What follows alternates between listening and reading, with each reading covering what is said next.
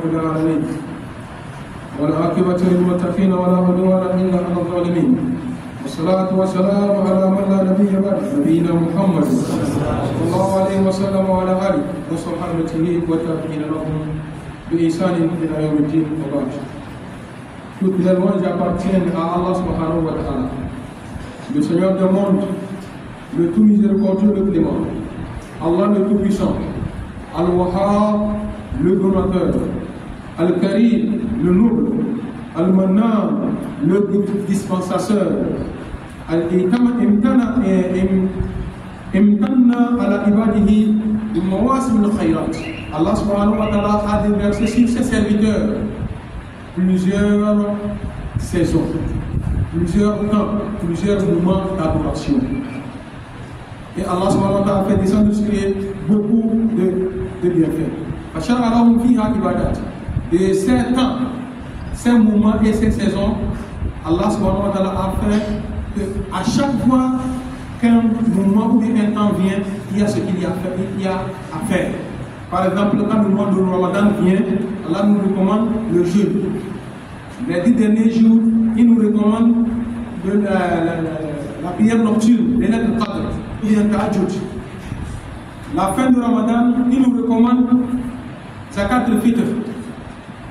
Le premier jour de Shawwal, il nous demande de faire la prière, c'est-à-dire la prière de l'Aïd. Après ça, il nous dit, dans le mois de Shawwal, nous devons faire le jeûne de 6 jours. Quand ce mois-là finit, nous sommes dans le mois de Zilqa'ada. Les gens se sont déjà inscrits pour le pèlerinage. D'autres sont en train de faire des économies pour pouvoir s'acheter des bêtes pour le sacrifice. Quand le mois de Zilhijja va apparaître, les pèlerins seront à la Mecque. Nous serons ici. Au même moment, les 10 jours là, les 10 premiers jours du mois de Hajj, tu vas voir que les gens vont commencer par faire des efforts. Dès maintenant, vous ne sentez pas comme quelque chose arrive, comme la fête. Dans les années passées, je fais allusion des années 94, 95, 96 jusqu'à venir en l'an 2000. Vous allez remarquer qu'à ce moment-là, chaque devanture, il y a des béliers qui sont attachés et consorts. Mais vous avez remarqué que nous sommes même à quelques jours, je peux dire à 15 jours de la fête de l'Aïd, mais vous ne sentez rien. Il n'y a personne qui est déjà prêt. Pourquoi? C'est les temps qui sont durs, ça compte aussi. Mais nous comptons sur Allah subhanahu wa ta'ala et ses grâces. Dans quelques instants, dans quelques jours, vous allez commencer par remarquer des choses qui commencent par arriver. C'est la grâce d'Allah subhanahu wa ta'ala. C'est pour cette raison que j'attire l'attention de tous de ne pas désespérer. Même s'il n'y a rien pour le moment, le temps c'est Dieu. Les moyens c'est Dieu. Tu n'as pas ça à ta main, mais Allah subhanahu wa ta'ala peut l'orienter vers toi. Vous ne savez pas où se trouve votre destin, mais Allah subhanahu wa ta'ala sait où se trouve votre destin, il va vous l'amener. Allah subhanahu wa ta'ala nous assiste. Fidèles musulmans, mes frères, le sermon nous exhorte à la piété, de craindre Allah subhanahu wa ta'ala, de savoir que les temps ne sont pas les mêmes, les jours ne sont pas les mêmes, les années ne sont pas les mêmes, les nuits ne sont pas les mêmes. Nous-mêmes, êtres humains, qui sommes dans cette mosquée, ne sommes pas les mêmes. Allah subhanahu wa ta'ala nous a élevés les uns sur les autres. Même quand vous regardez notre culture, notre peau, nos manières de faire, c'est différent. C'est comme ça aussi Allah subhanahu wa ta'ala a fait des moments, des temps. Vous avez remarqué qu'on te demande si l'on t'interroge parmi les mois, dans les 12 mois, lequel des mois est le meilleur des mois? Tu vas dire que le mois de Ramadan. C'est Allah subhanahu wa ta'ala qui a choisi cela. Et c'est lui-même Allah subhanahu wa ta'ala qui a parlé. Si l'on te demande parmi les nuits, quelle est la meilleure nuit? L'on te dira que c'est la nuit du destin, les lettres Qadr, le 27e, ou le 29e, ou le 25e, ou le 21e jour de chaque mois de Ramadan. Si l'on t'interroge, et les jours dans la journée, lequel des jours est meilleur? Dis-lui simplement que les 10 premiers jours du mois de Hajj, le mardi ou le mercredi, ce serait la fin du mois de Zilkad. C'est le mois de Hajj qui va commencer. Pour nous donner encore la valeur de ces 10 jours, regardez, Allah subhanahu wa ta'ala a juré. Il dit que Wal Fajr, je jure par l'eau. Wa layalin ashr. Et Dieu dit que je jure par les 10 jours, ou bien par les 10 nuits. Tous les savants sont unanimes. Les 10 nuits dont on fait allusion, des jours de Zilhajj. C'est pour cette raison que ce savant nous dit que ces 10 jours-là, l'hadith rapporté par Jabr radiyallahu anhu, il nous dit que Inna ashara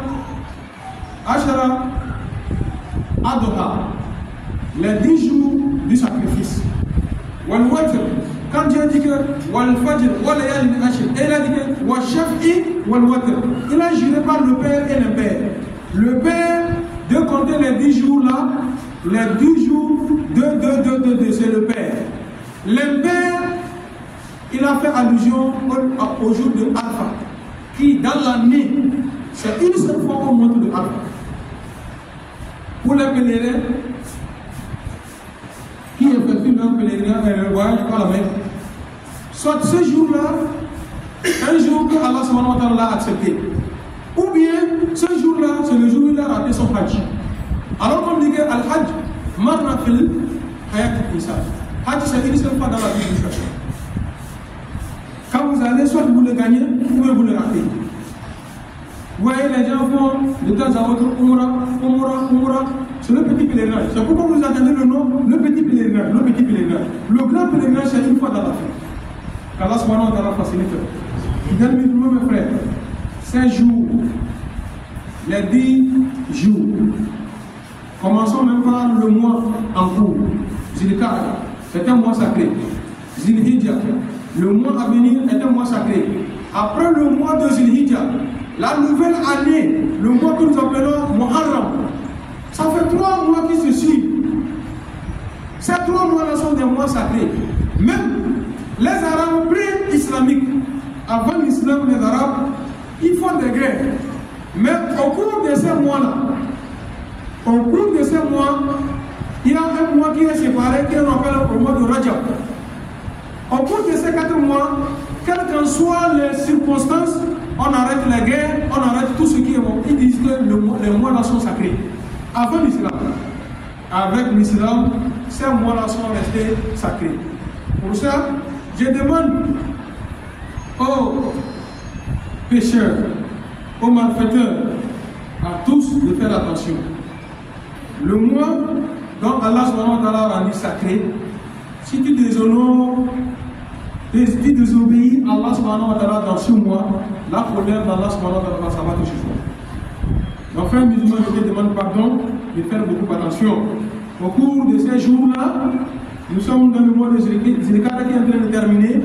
Zilhijjah arrive et Muharram aussi arrive, c'est le mois sacré. Nous devons faire des efforts pour multiplier des bonnes actions. Fidèles musulmans, pour continuer concernant ce mois-là, à partir de mardi ou mercredi prochain, l'on doit faire des efforts. Celui qui veut faire le sacrifice, ou bien il a l'intention de faire le sacrifice, devait éviter de vous couper les ongles. C'est dans la sunna. De vous raser la barbe. Dans la sunna, de vous raser la tête ou bien de vous coiffer. Diminuer ou bien couper les aisselles, les poils des aisselles ou bien du pubis, tout ceci-là. Au cours de ces 10 jours-là, l'on ne touche à rien dans ceci-là que je viens de citer. Fidèles musulmans, mes frères, pour terminer, y a-t-il l'attention dans l'attention de tous, que Allah subhanahu wa ta'ala a rendu ces 10 jours-là meilleurs que les autres jours. Pour cette raison, Allah subhanahu wa ta'ala a multiplié beaucoup d'adoration dans ces 10 jours-là. C'est dans ces 10 jours-là que l'on effectue le pèlerinage, ou bien l'on fait le Hajj. C'est dans ces jours-là que beaucoup aussi font le Umrah. C'est dans ces jours que l'on fait le sacrifice de l'Aïd, ce que nous appelons Al-Udhiyah. Allah subhanahu wa ta'ala facilite les moyens à tout et chacun. Sur ce, le sermon nous attire encore l'attention en nous disant que nous pouvons au cours de ces mois-là multiplier des bonnes actions, surtout les 10 jours-là. Nous pouvons multiplier des prières surrogatoires. Nous pouvons également faire les jeûnes surrogatoires. Nous pouvons aussi la lecture du Coran, à chaque moment, les évocations, les takbirats, l'obéissance, la bienfaisance envers ses pères et mères, tisser les liens de parenté, faire du bien envers les autres, donner à manger, nourrir le pauvre ou le démuni, donner à boire à celui-là qui en a besoin. Fidèles musulmans, mes frères, frères en Dieu.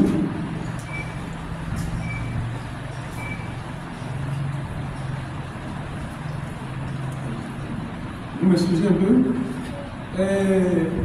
J'étais en train de parler, donner à boire, mais chez nous ici, nous ne pouvons pas le sentir comme à la Mecque.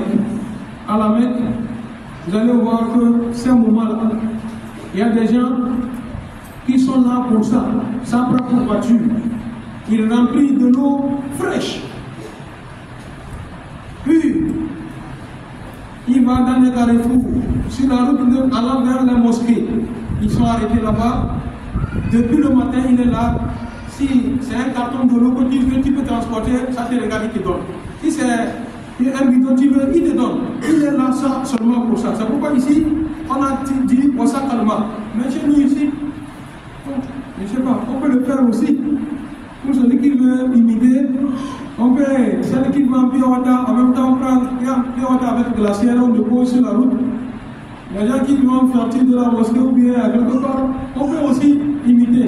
Ça va dans le même sens, mais se mettre en tête, en idée ou bien en tête que les bonnes actions au cours de ce mois, voilà, sont méritées. Ça augmente en valeur les degrés de récompense.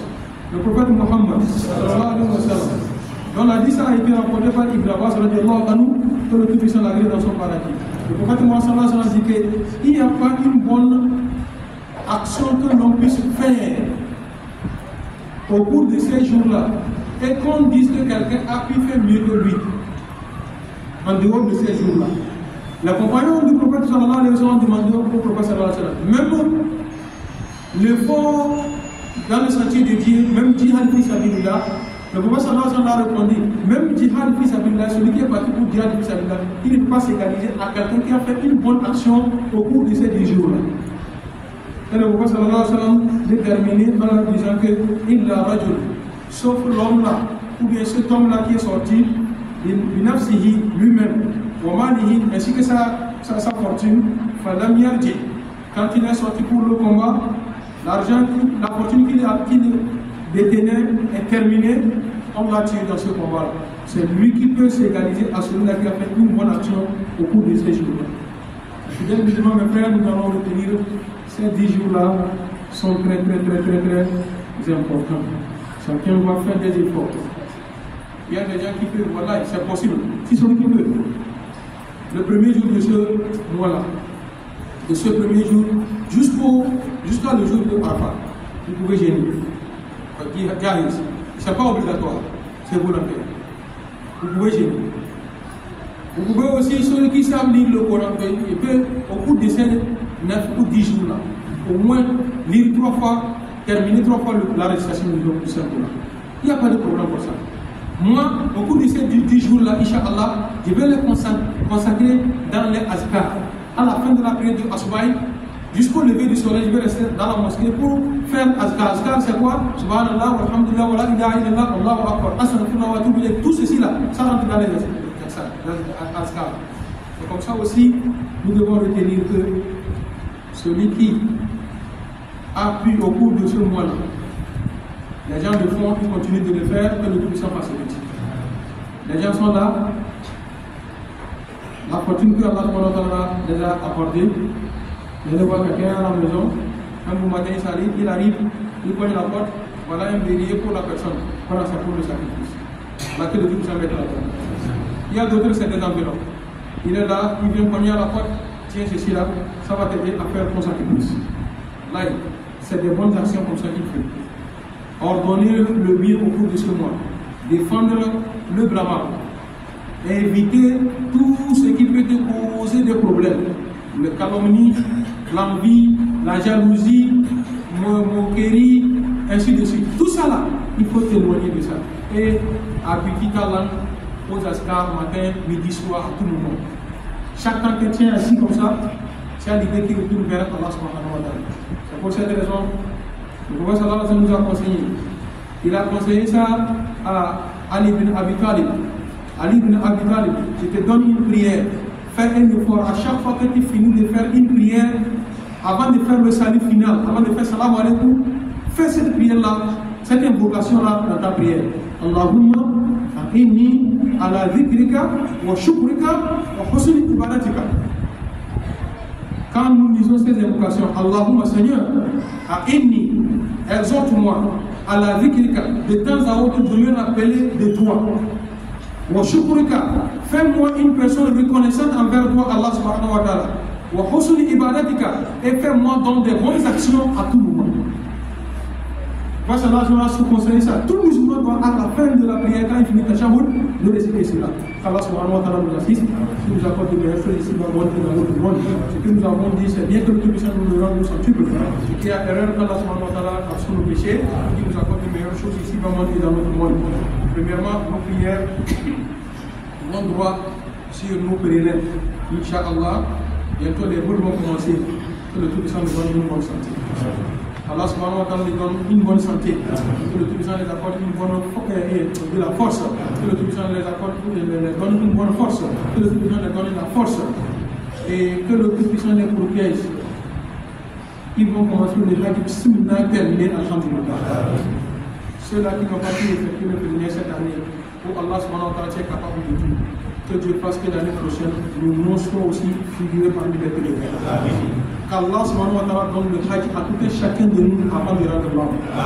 Qu'Allah subhanahu wa ta'ala nous fasse don de le hajj avant que chacun de nous ne rende l'âme. En seconde position, j'ai pris pour nos frères malades sous les lits des hôpitaux, à la maison chez les guérisseurs, ou même qui se promènent avec leur maladie. qu'Allah subhanahu wa ta'ala apporte une grande guérison à tout et chacun de nous. Nous qui sommes ici, si ça va, alhamdulillah, que le Tout-Puissant nous apporte une santé inoxydable.